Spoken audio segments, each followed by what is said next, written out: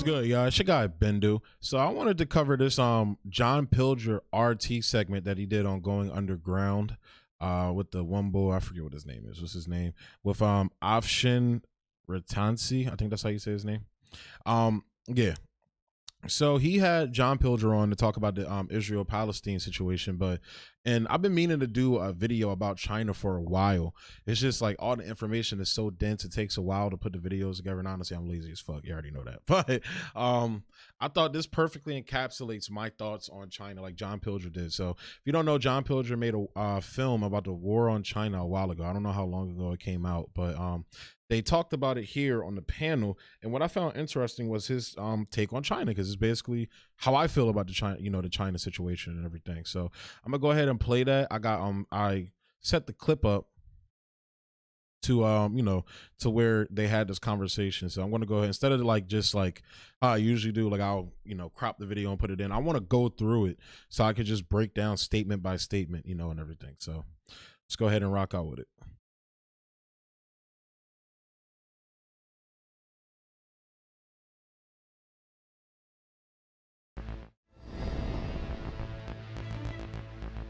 Welcome back to part two of our special interview with John Pilger. In part one, we talked about the atrocities taking place in Gaza. The country currently holding the presidency of the UN Security Council is China, which failed to persuade Joe Biden to issue a resolution on the current slaughter of the people's.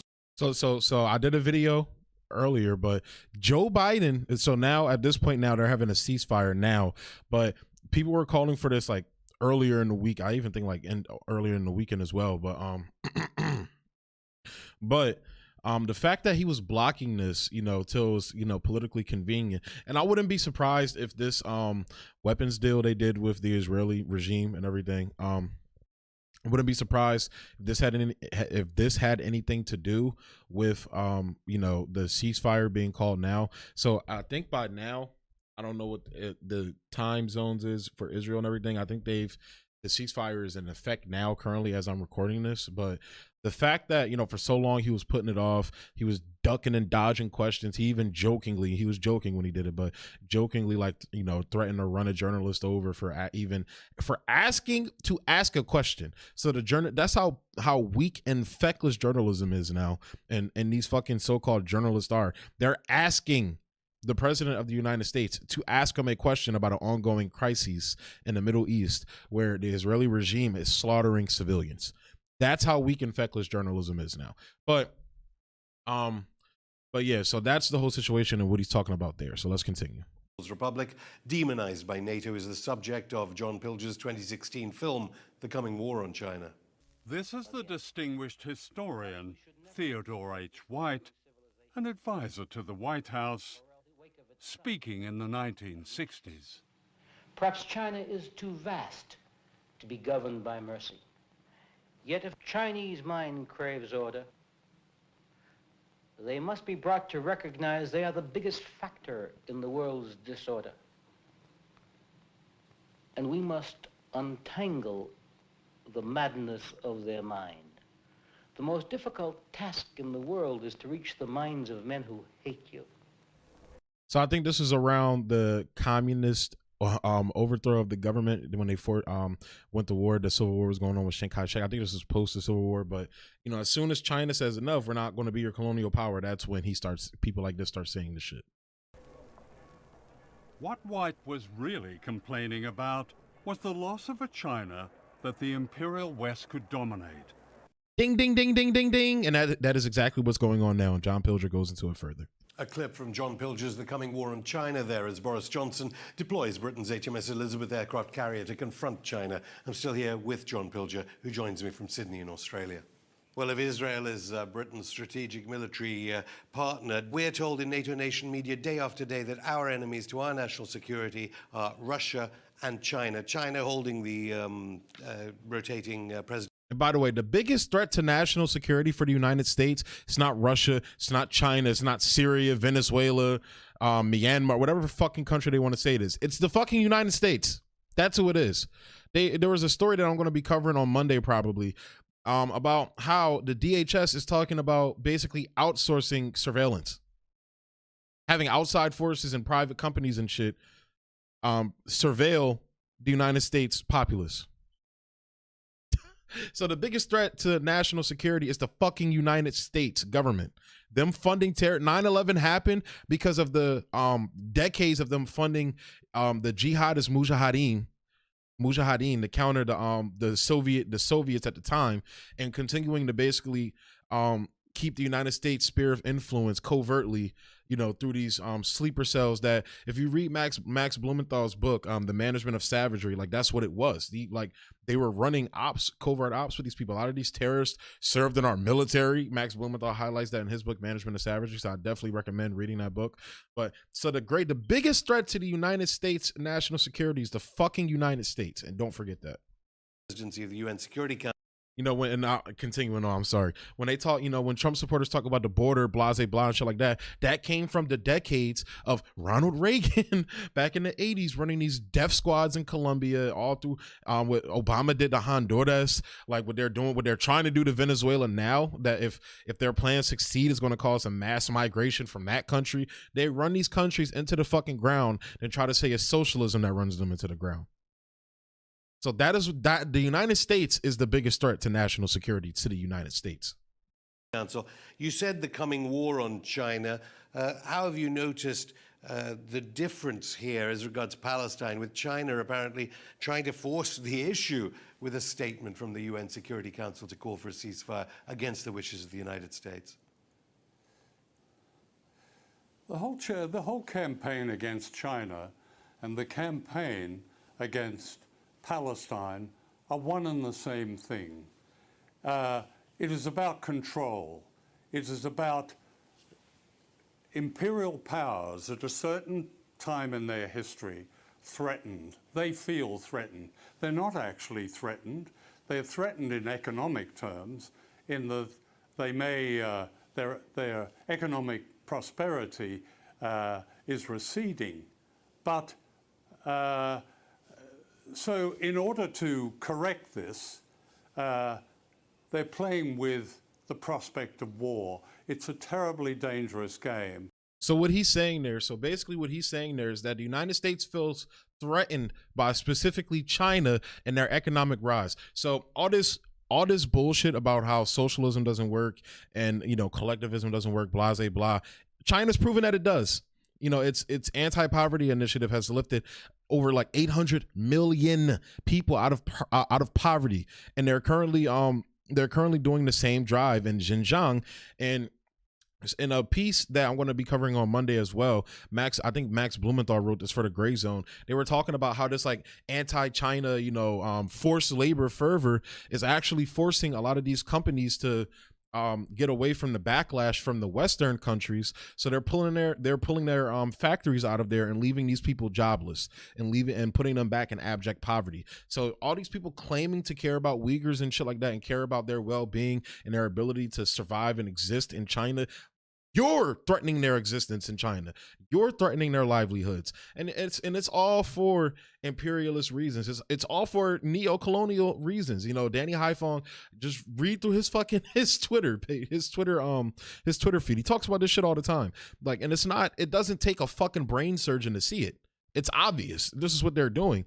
But they've whipped the populace so much into this anti-China fervor that nobody can fucking see straight. And it's like, John Pilger is going to go into it more here, but Professor Wolf talks about this shit all the time. China is the Soviet Union are two of the fastest growing economies in the fucking planet's history, even faster than the United States is. China went from in the 1950s all the way going into the 70s, 80s, 90s to being an abject poor nation to now being a country that is landing a Mars rover on fucking Mars more efficiently than a fucking United States is. They're a country. When you go to when you see pictures of these provinces, and I see people going to the Chinese provinces and everything, these cities look like fucking Wakanda.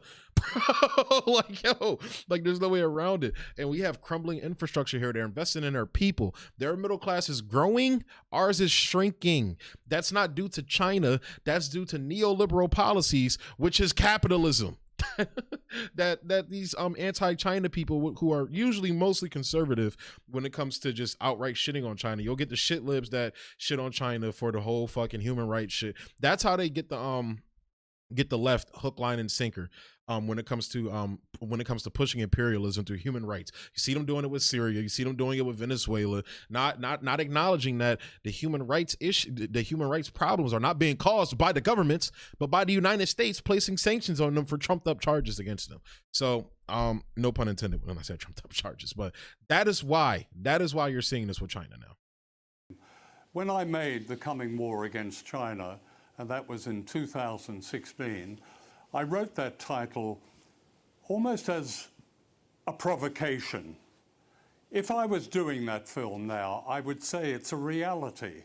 In a few short years, China, from being, in many senses, a strategic ally of the West, certainly in the so-called war against terrorism. When they bend the knee to the Western powers. And they're an ally. It's a relationship of trade and currencies. This was a peaceful relationship. And it changed with the so-called pivot to Asia.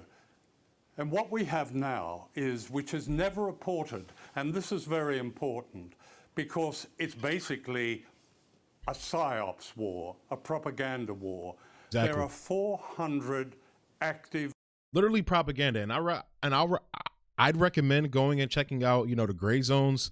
They've done a couple long forums about this, but even short form. Max Blumenthal even did like not necessarily a debate, but like a conversation at this one YouTube page. I'm gonna link these videos down below, but Dan Cohen breaks down the propaganda surrounding the Uyghurs the best when it comes to that. All of the data coming from these motherfuckers is coming from this one guy about genocide there, forced abort. It's all coming from Adrian Zenz, who is a far right-wing evangelical guy who literally believes all Jews are going to burn in hell, when the fucking rapture happens. He's a rapture evangelical, crazy motherfucker. And conflating abortion with with genocide, basically saying that abortion itself is thus genocide. And cooking the books when it comes to the numbers and everything. So I'm gonna link Dan Cohen's video below, but he breaks it down in detail about how literally if you just have half a brain and you actually read his work and check his footnotes and everything, you read the data yourself, you're like, where is he getting this shit from? And again, like I said, I'm gonna link the videos down below, but it's propaganda. Literally, it's a psyop. Bases surrounding China, U.S. bases. And that's another point he brings a well-documented point, not just with China, but Russia. So as you're seeing in this picture, this is for China. They have all these bases, like he said, 400 bases that we know of surrounding China. Not to this, and like I said, that we know of. The ones we don't know of, like CIA, fucking, what are they called?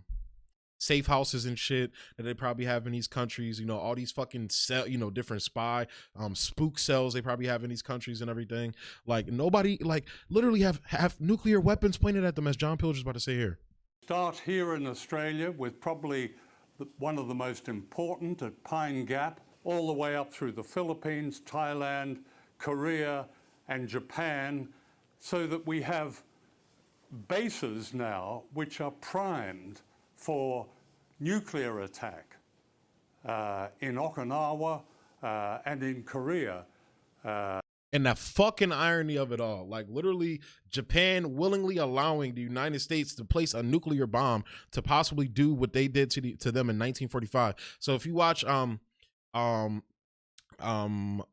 government secret show on Graham Elwood's show that Lee Camp and Graham Elwood does, they break down how literally we didn't have to drop the atomic bomb. The Japanese were ready to surrender. They just wanted a couple things to surrender, and they were even reaching out through back channels to surrender to the United, to start the process of surrender. Most of our top generals during that time period even said we did not have to drop that bomb. And there were even, I think there was a ceremony that happened to where they gave all these generals, honored all these generals and everything, including Eisenhower, including the other famous general. I'm drawing a blank on his fucking name right now. And all of them were just ashamed to be getting this honor because they knew we didn't have to drop that fucking atomic bomb. And if you look into Harry Truman's fucking past, he's a racist ass motherfucker, definitely racist against Asians. That also played a part in it. And it was to flex our dominance and our technological advancement of the atomic bomb against the Soviet Union. So that literally set the stage for, you know, the nuclear Armageddon, that doors that we were knocking on all through, you know, post World War II, even till now. So it, you know, that they talk about that there. But they have these nuclear weapons pointed at China. So it's like, oh, like in their back. That's literally, you know, there was this thing called the Cuban Missile Crisis where we literally, like, we're willing to blow the whole fucking world up because Russia, whose ally is Cuba, was putting nuclear weapons there to stop the United States, to basically say back the fuck off, because they were constantly trying to assassinate Fidel Castro. I believe they tried to assassinate him there were hundreds of attempts on his life by the CIA. This is documented. So it's like, you know, but literally, like, you saw our reaction to that shit. So like, literally, that's the equivalent of them putting bombs and nuclear weapons in Korea and Japan is literally the equivalent of putting nuclear weapons in fucking Venezuela and Cuba. That's the equivalent. Pointed at China something like 500 or 600 miles away. That's the kind of provocation that we're living with day by day. Now, that's almost never news. That is the dangerous stage that we're in, leaving us in a stage when there could be mistake or accident, and it becomes a nuclear war. China doesn't, in military terms, China doesn't threaten anybody. It's made it very clear that what it's interested in is business. And that's the aspect that people talk about as well. Well, look at what they're doing to Africa, da-da-da. Literally, according to AFRICOM polls, like, you can literally look this shit up. AFRICOM polls, which is literally the United States' covert command ops in Africa and shit like that. According, the African people favor China over the United States. Literally, I even talked to this one guy at my job. He's from Senegal, and he said he talked to people from the areas, you know, where China is doing business with these African countries, where they're cutting deals, saying, hey, let us put a port here and we'll come in and build up your infrastructure, build homes, buildings, roads, blah, whatever it is, infrastructure basically. And whereas the United States literally set Africa on fire, just like it set the Middle East on fire, just like it set all of South America, you know, Latin America on fire. They're offering to build and do business. So this is what China is doing. And people are trying to say, well, it's colonization through economy. Not according to the African people, who are saying it's not.